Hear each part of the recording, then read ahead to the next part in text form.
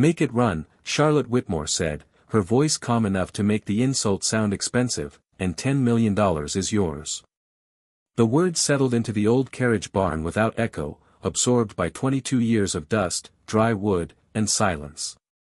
Ethan Walker stood 10 feet from the car with his gray work shirt buttoned wrong at the collar, a dented toolbox in one hand, and his 7-year-old daughter half hidden behind his left side, clutching a silver toy BMW with chipped paint along the roof.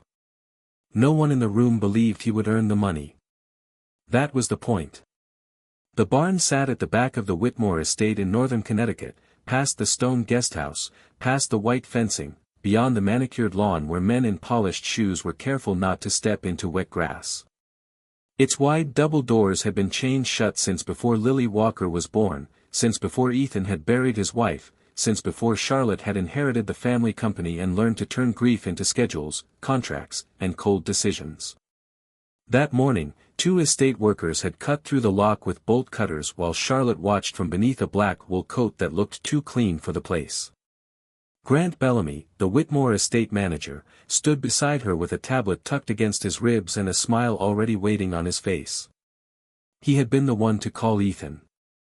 Not because Ethan was the best.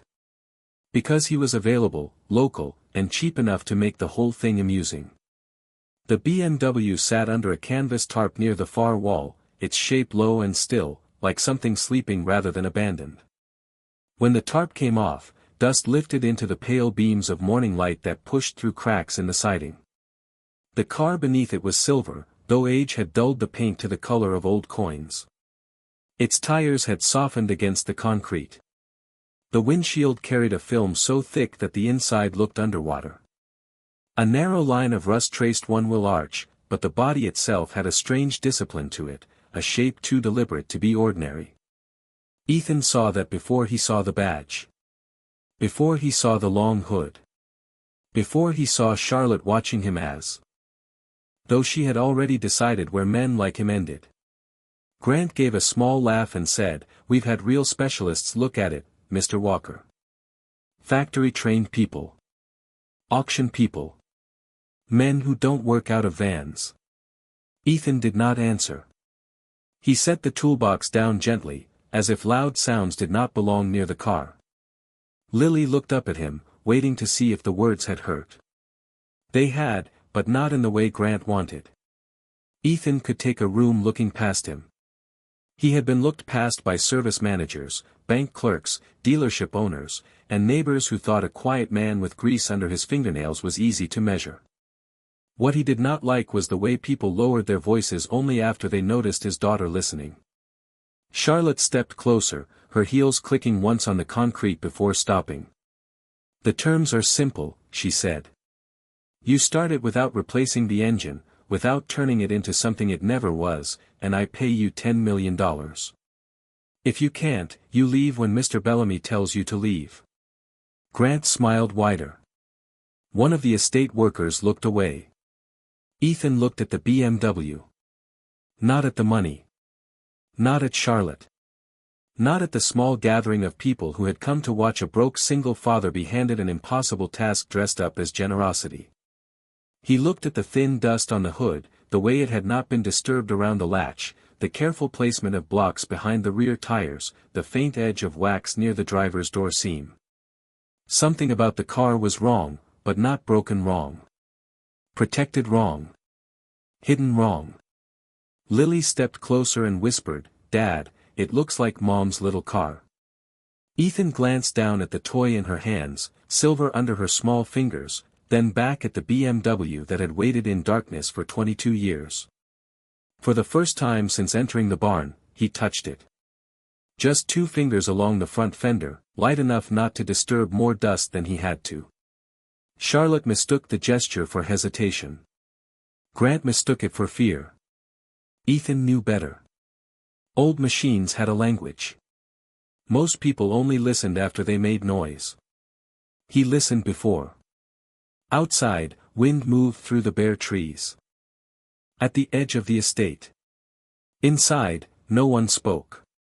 Ethan lowered himself beside the front wheel, studied the tire, the suspension height, the hand-shaped curve of the body line, then stood again slowly. "I'll need the key," he said. It was the first thing he had said all morning. Charlotte held his gaze for a second too long, then looked to Grant. Grant removed a small envelope from his tablet case and pulled out a darkened BMW key on a brass tag. He dropped it into Ethan's palm as though the story had already ended. Ethan closed his fingers around it. Lily held her toy car against her chest. The barn stayed quiet. And somewhere beneath the dust, behind 22 years of silence, the BMW seemed less like a prize waiting to be won and more like a secret waiting to choose who deserved to hear it. Ethan did not put the key into the ignition right away. That was the first thing Charlotte noticed, though she told herself it meant nothing. Men who did not know what they were doing often delayed the moment that would expose them. They looked around. They opened things. They made thoughtful faces. They tried to turn uncertainty into performance. But Ethan did not perform. He stood beside the BMW with the key resting in his palm and studied the car as if the barn, the money, the audience, and Charlotte herself had all moved somewhere behind him. The morning light shifted across the hood and made the dust look almost silver. Grant Bellamy checked his watch with the exaggerated patience of a man waiting for the obvious to become official. "You can sit in it," he said. "It is not a church." Ethan looked at him once, not long enough to make it a challenge, then turned back to the driver's side door. He did not pull the handle. He bent slightly and examined the seam where the door met the front fender. There was a thin line of wax there, darkened with age, pressed so carefully into the gap that anyone in a hurry would have mistaken it for dirt. Ethan touched it with the edge of his thumbnail. It did not crumble the way old grime should have. It peeled in a narrow strip. Behind him, one of the estate workers shifted his weight. Charlotte saw the movement and disliked that she had noticed it. "Is there a problem?" she asked. Ethan held the tiny piece of wax between two fingers. "Not yet." Grant gave a soft laugh. "That is reassuring."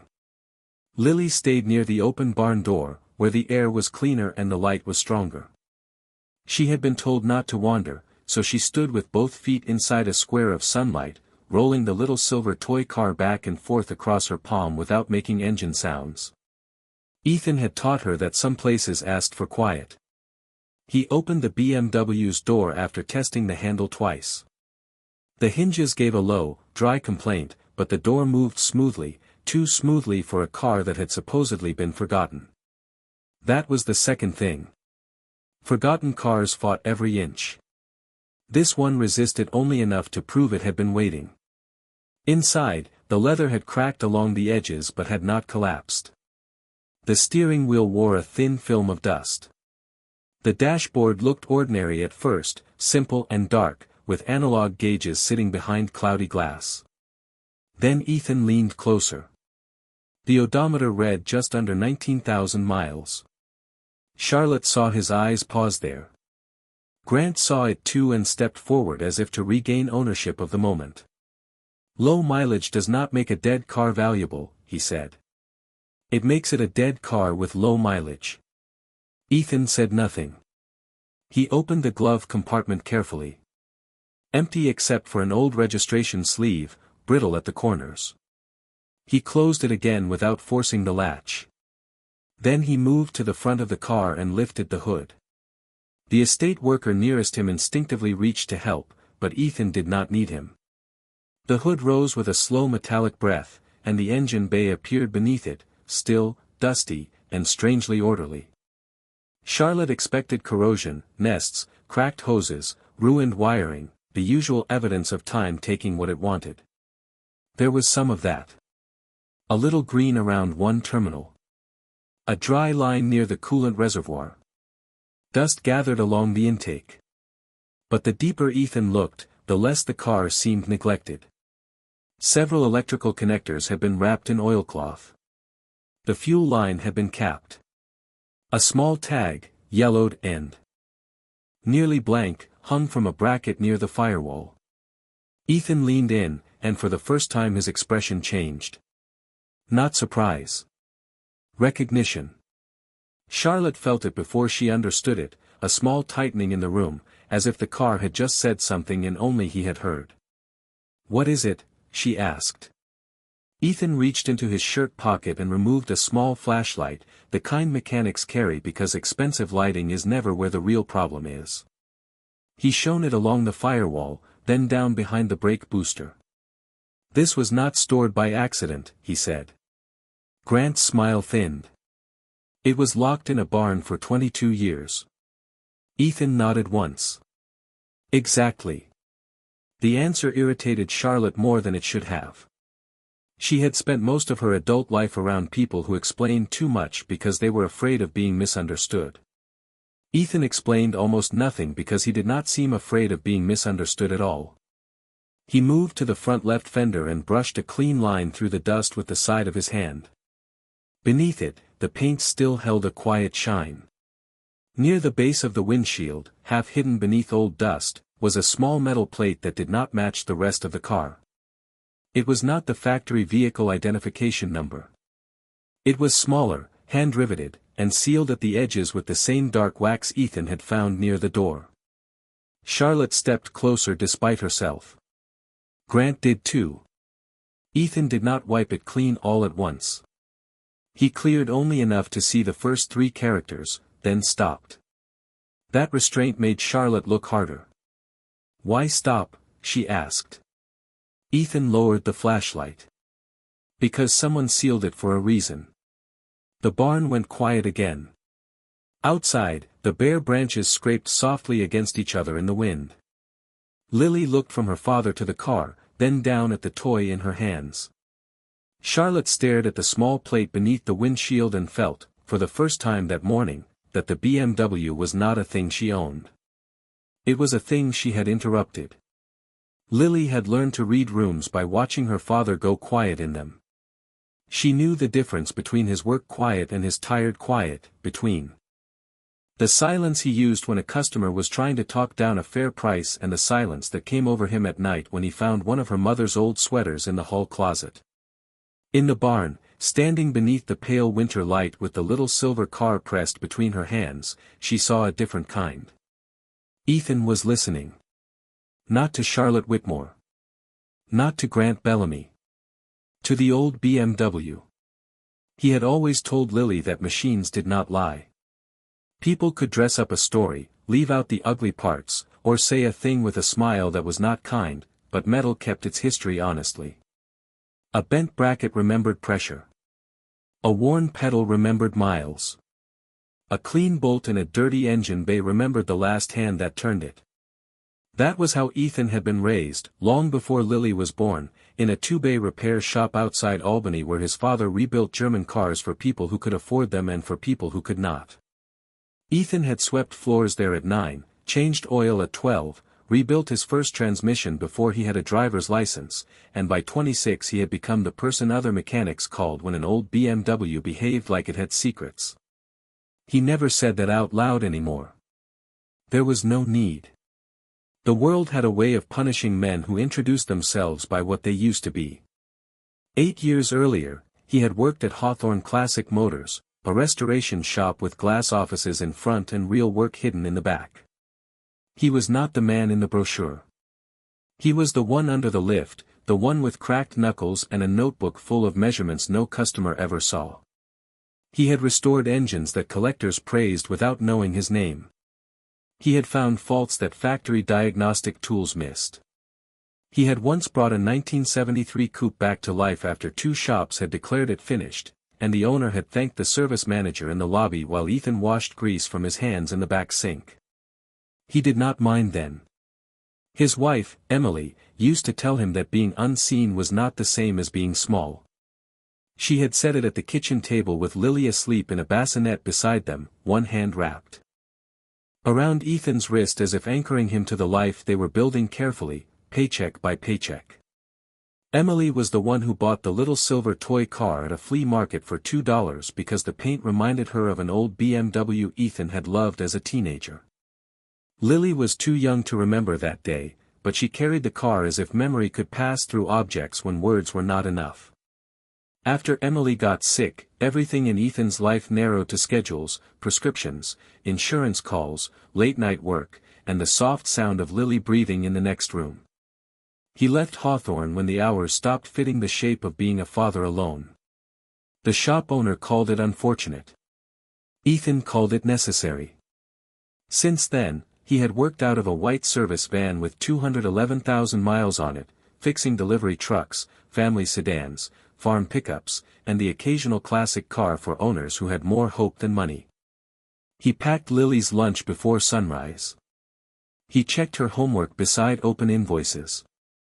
He learned which grocery store marked down bread after 7 in the evening. He did not complain because complaint did not change rent, and bitterness did not make a child feel safe. In the Whitmore barn, none of that showed on his face. Charlotte saw a man in worn boots standing beside a car her family had ignored for 2 decades. Grant saw a convenient joke that had not landed yet. Lily saw her father notice the sealed plate, the protected wiring, the careful blocks behind the tires, and she knew the room had already begun to shift, even if no one else could feel it. Ethan closed the hood halfway, not enough to latch it, only enough to lower the light across the engine bay. Then he looked toward Lily and gave the smallest nod. It meant he was all right. It meant she should stay where she was. It meant the old machine had said something worth staying for. Grant Bellamy had been waiting for Ethan to ask the question, and when it finally came, he enjoyed answering more than he should have. Ethan stood beside the BMW with the hood half raised and said, "Who looked at it before me?" Charlotte turned toward Grant, and Grant opened the tablet as if. The answer had weight because it had been organized into folders. 9 specialists over the last 6 years, he said. 3 BMW dealership teams, 2 private restoration consultants, 1 auction house technician, 1 electrical engineer, 1 vintage fuel systems expert, and a man from Munich who charged by the hour in a way I found almost artistic. He glanced at Ethan after the last line, giving the room time to appreciate it. No one laughed loudly, but one estate worker lowered his eyes in the way people do when they want to be left out of someone else's cruelty. Ethan only nodded. Reports. Grant looked slightly disappointed that the insult had missed. He tapped the screen and handed it to Charlotte instead of Ethan. Charlotte accepted it, then looked at the open file with the cool efficiency of someone reviewing a contract she did not expect to change. The first report was dated 6 years earlier. The technician had concluded that the electrical system was compromised beyond reasonable repair. The second described severe fuel degradation and recommended removing the tank. The third suggested that the engine might be seized from long inactivity, though Ethan noticed the word "might" doing more work than the man who wrote it probably intended. Another report advised replacing the entire engine management system with modern components. A restoration consultant had written that the car could be visually preserved for display but should not be expected to run without extensive and irreversible modification. Grant read that one aloud, slower than necessary. Visually preserved, he said, looking toward the BMW. That seems generous. Ethan held out his hand for the tablet. For a moment, Grant did not move. Charlotte noticed. She also noticed Ethan did not reach farther. He simply waited. There was something unsettling about a man who did not chase what other people withheld. Finally, Charlotte took the tablet from Grant and placed it in Ethan's hand herself. His fingers were rough against the edge of the polished device. The contrast bothered her for reasons she did not name. Ethan scrolled through the reports without expression. He did not stop at the photographs of corroded terminals. He did not react to the estimates, though one of them was more than most people paid for a house in some parts of the country. He paused only when he reached a diagram of the ignition circuit drawn by the electrical engineer. The diagram looked professional. Clean lines. Correct labels. Confident arrows. It was also wrong. Ethan studied it for 7 seconds, then handed the tablet back. They all assumed the car failed while sitting, he said. Grant folded his arms. It sat for 22 years. That is not exactly a wild assumption. Ethan looked into the engine bay again. No, the word was quiet, but it carried. Charlotte watched him move around the front of the car, not touching much, just looking at the way parts had been left. A capped fuel line. Wrapped connectors. Desiccant packets tucked near the fuse panel, long since hardened. A battery tray cleaned before storage, not after. Whoever had put the BMW away had known what time could destroy and had prepared for it with care. That did not mean the car would run. It meant the story everyone had repeated was lazy. Charlotte felt a small discomfort open in her chest. Her father had bought, sold, stored, and hidden things his entire life. Properties. Companies. Paintings. Cars. Promises. After he died, she had reduced most of it to inventory because inventory could be controlled. This BMW had been listed in the estate archive as non-operational vehicle, barn storage, no current valuation. 3 words had done the work of burying it. Non-operational. Barn. Storage. Ethan did not seem interested in those words. He leaned under the hood again and traced the wrapped wiring path with his eyes. Did any of them try to start it from the cabin? He asked. Grant gave a short breath through his nose. Of course. With the original key. Grant opened his mouth, then stopped. Charlotte looked at him. The pause was small, but in a quiet barn small things became visible. Grant checked the tablet again. One report says the key was unavailable during the first inspection. Another used a bypass procedure. Ethan nodded once, as if something had settled into place. Lily, still standing in her square of light, looked down at her toy car and rolled one wheel with her thumb.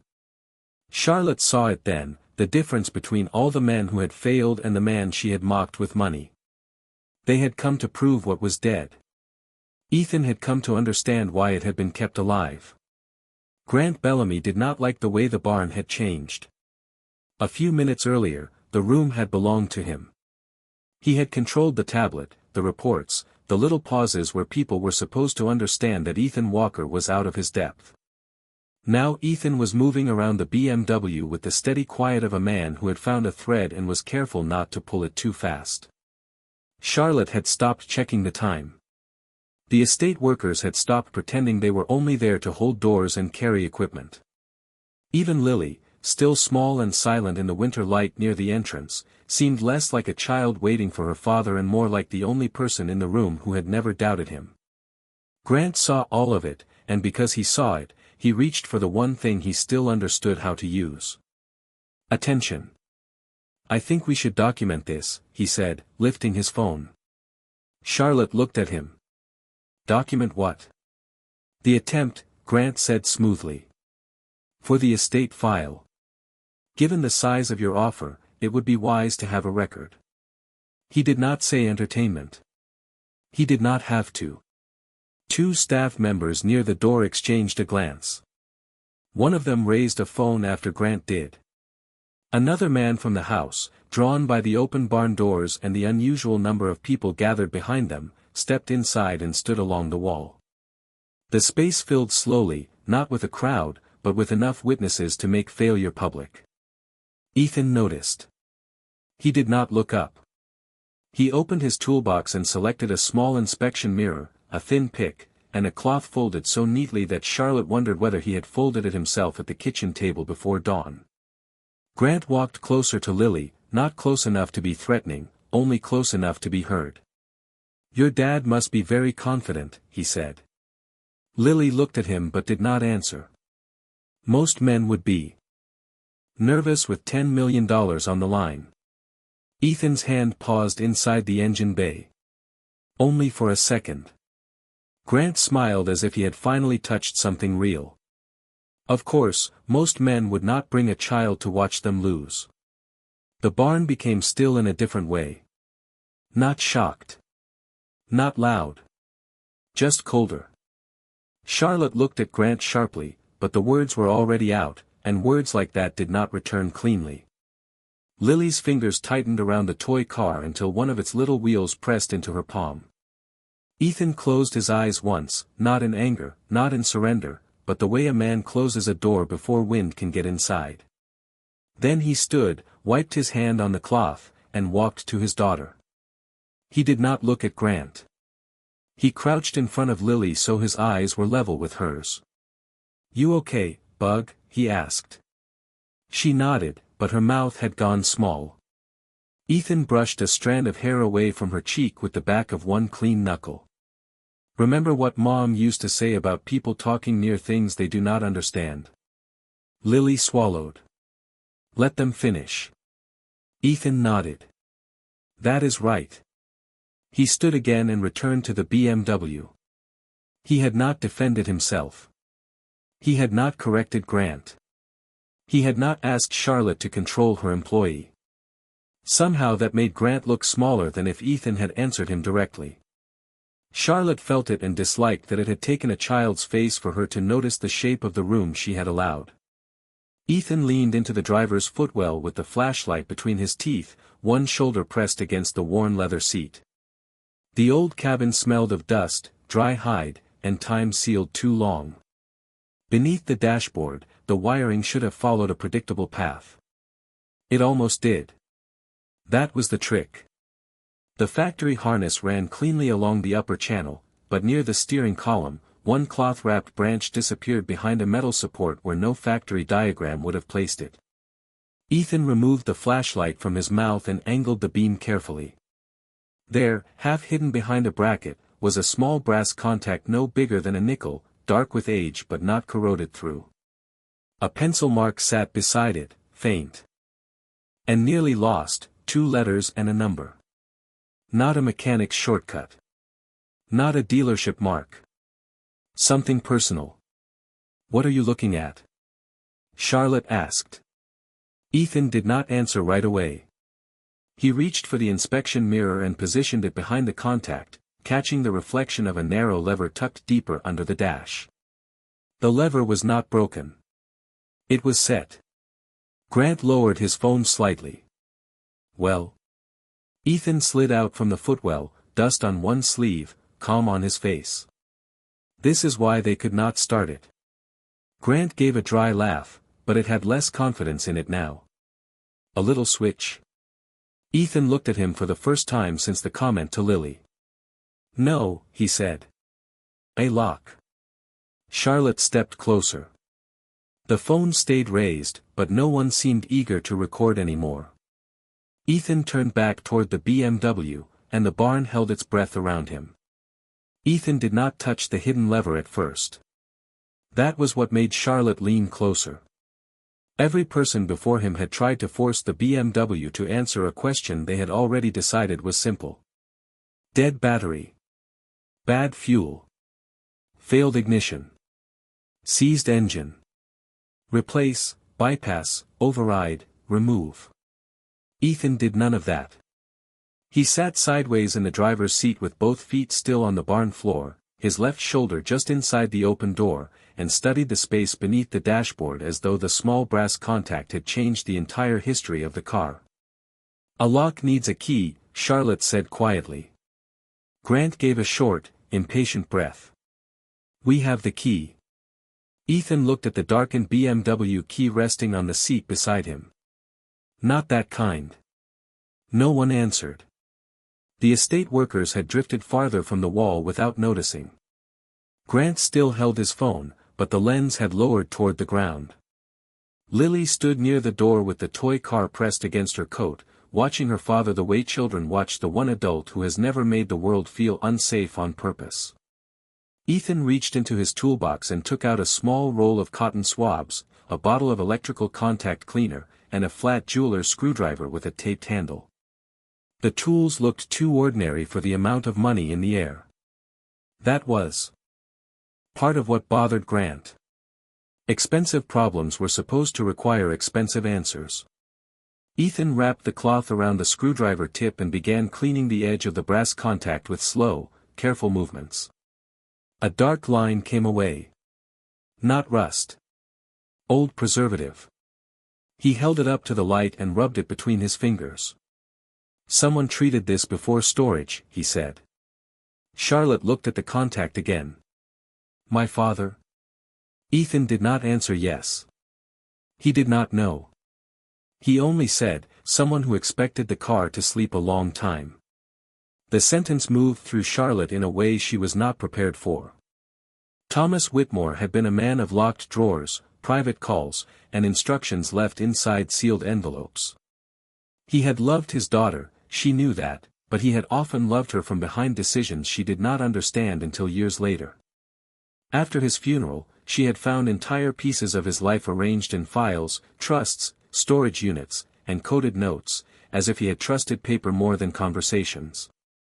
She had hated him for that on certain mornings. On other mornings, she had missed him so sharply she had signed documents just to keep her hands busy. Ethan shifted the flashlight and followed the hidden wiring branch with his eyes. It did not cut into the factory harness.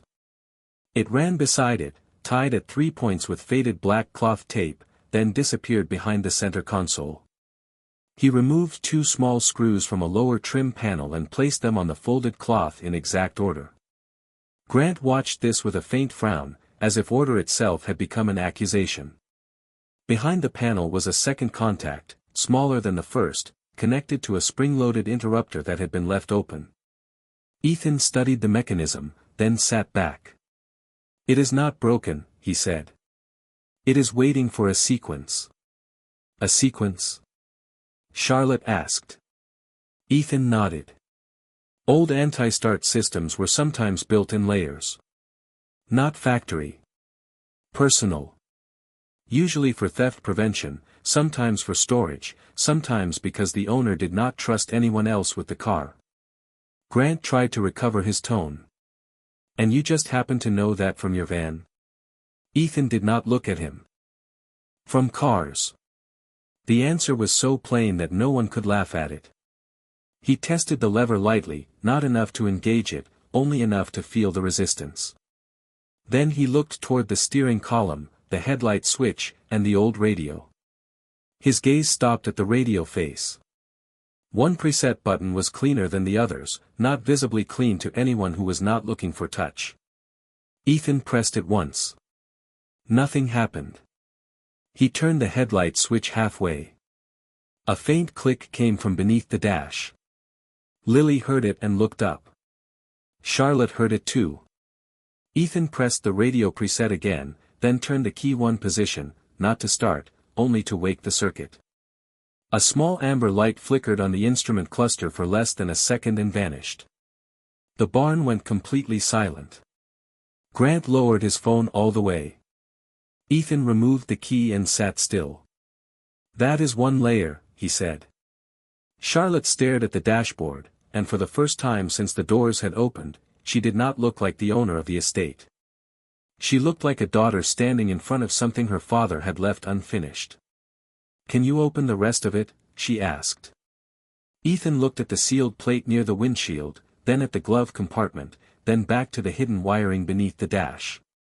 "Maybe," he said. "But I think the car was designed to give something back before it starts." Ethan did not move toward the ignition again. He moved toward the glove compartment. The choice seemed small, almost disappointing, until Charlotte realized he had stopped treating the BMW like a machine that needed to be forced awake and started treating it like a room someone had locked from the inside. He sat in the driver's seat, careful not to put his full weight against the cracked leather, and studied the glove compartment latch he had opened once before. The first time, it had looked empty except for the brittle registration sleeve. Now he looked at the latch itself. There was a narrow scratch beneath it, too straight to be random, and a tiny hole near the hinge that had been hidden by shadow. Ethan took the jeweler's screwdriver and pressed gently inside the hole. Nothing happened. He turned the headlight switch halfway again, pressed the same radio preset, and waited for the faint click beneath the dash. Only then did he press the hole a second time. The glove compartment did not open. The back panel inside it released. It made a sound so soft that most people in the barn heard it only because they had stopped breathing normally. Grant stepped closer, then stopped when Charlotte raised one hand without looking at him.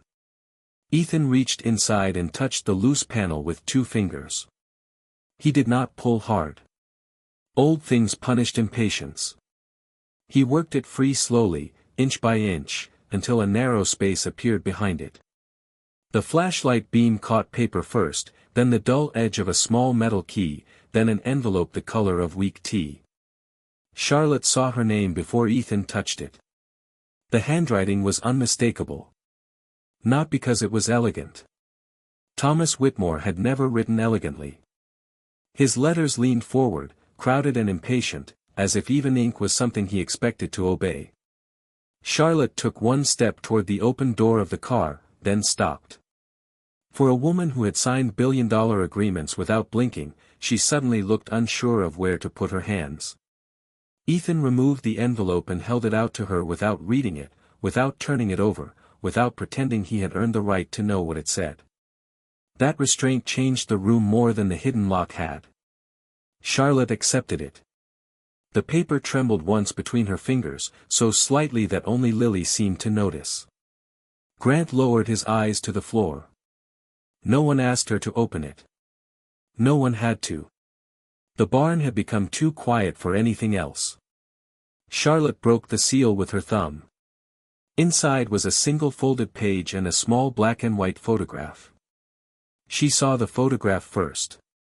Her father, younger than she had ever known him, standing beside the same BMW when its paint still looked like moonlight.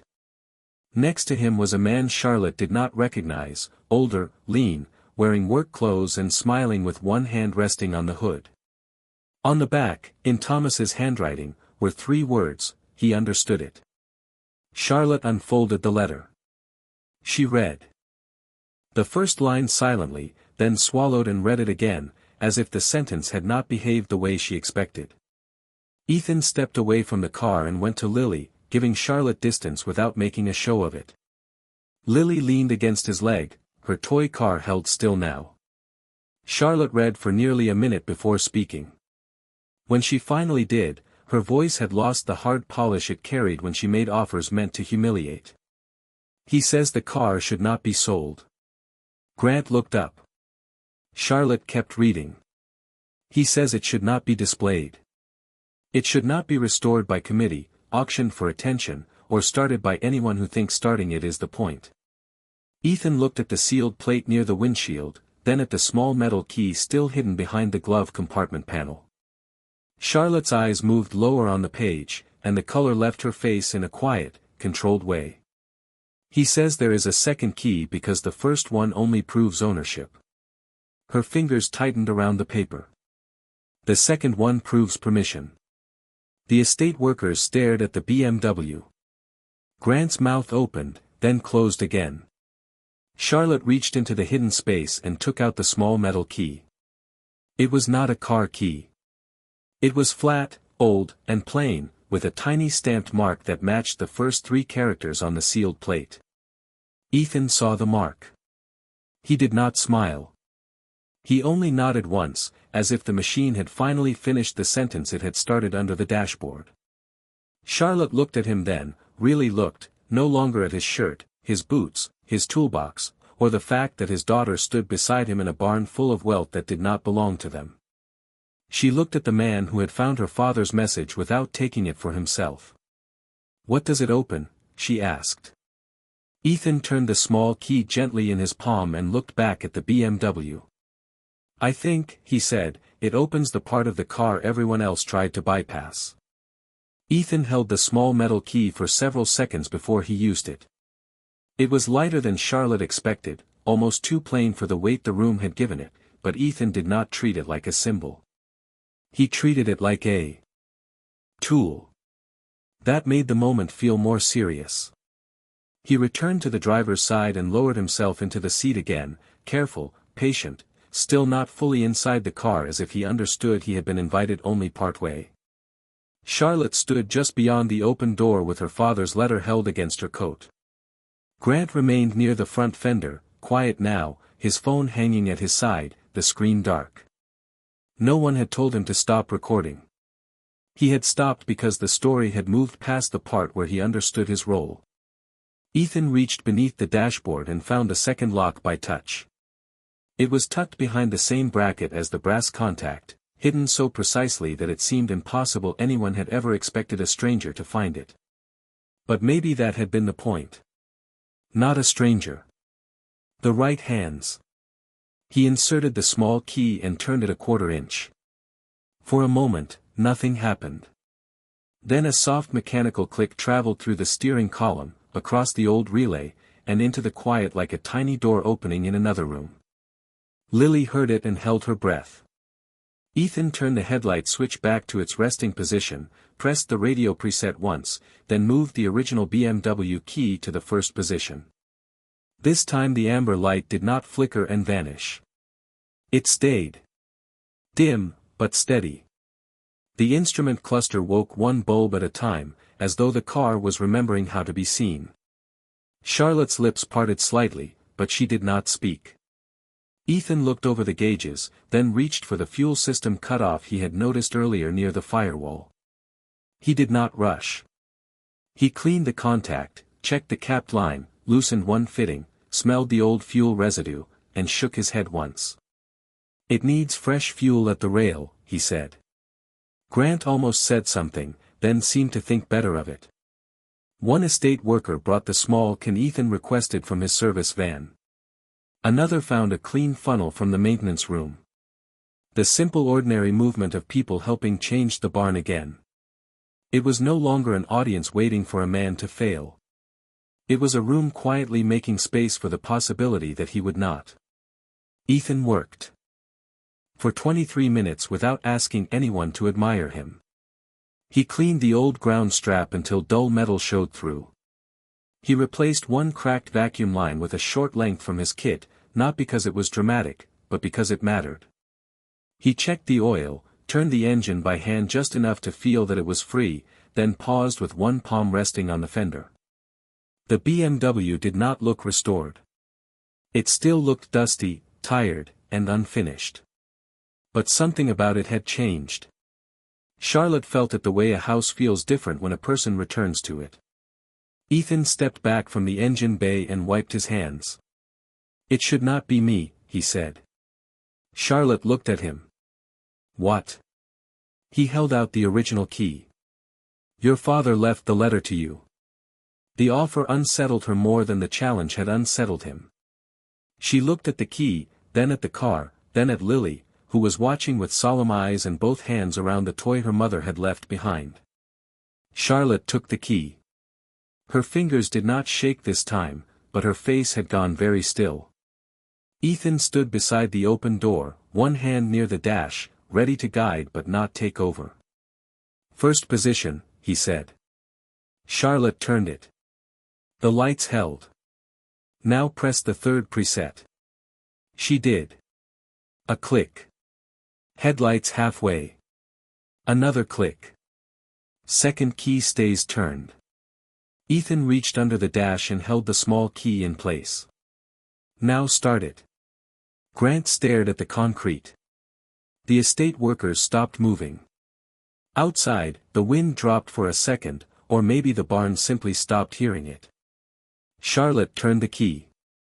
The starter dragged once, slow and heavy. Then again.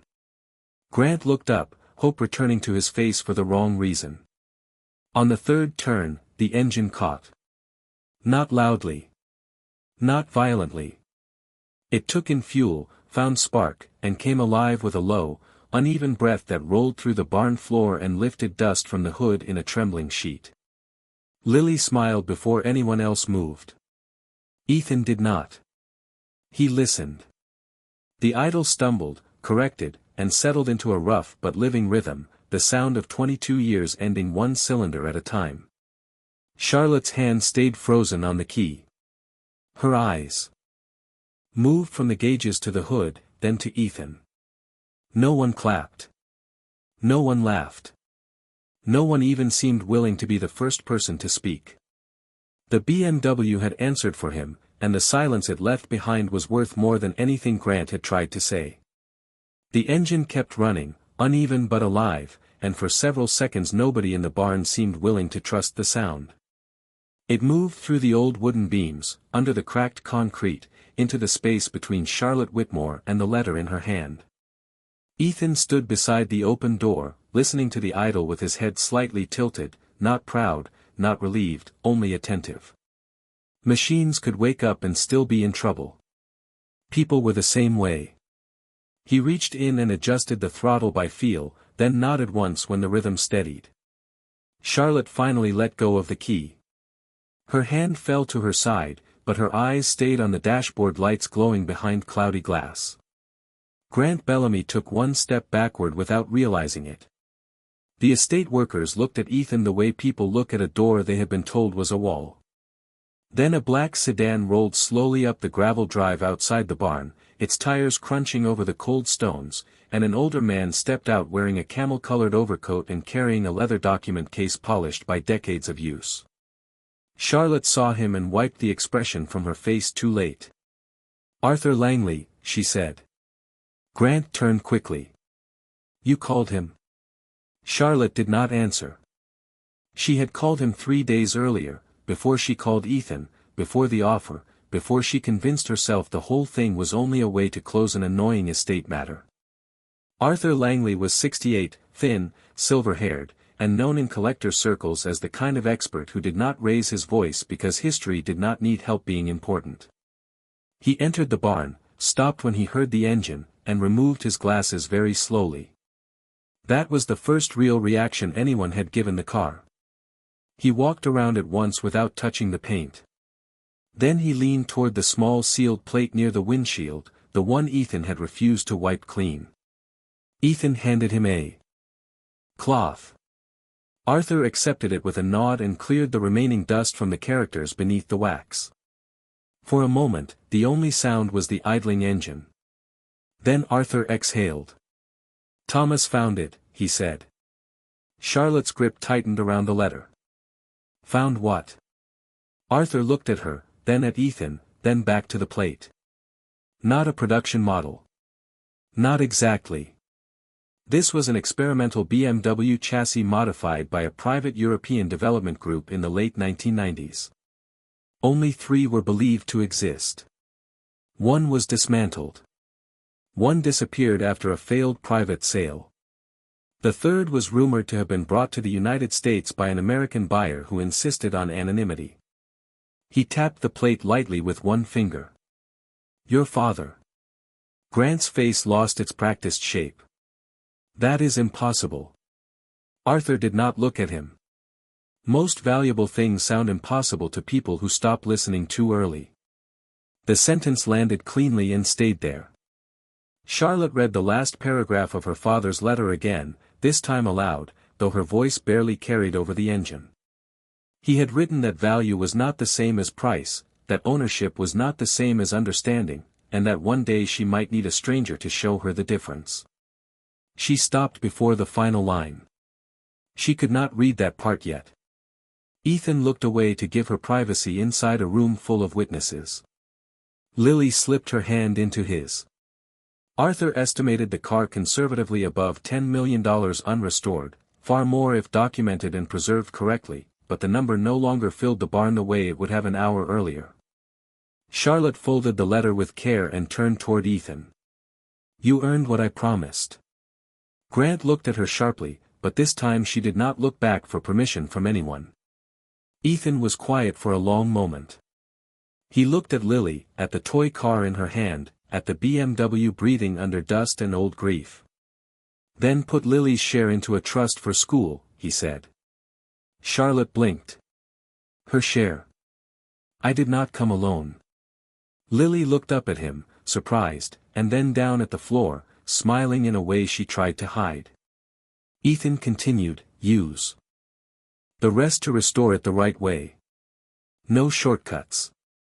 No display lights until it can stand on its own tires." Charlotte stared at him, and the full weight of what she had done that morning finally reached her. She had tried to turn him into a lesson about failure in front of his daughter. Instead, he had protected her father's car, returned her father's message, and asked for dignity where other men would have demanded applause. Outside, sunlight moved across the barn doors. Inside, the BMW settled into a steady idle.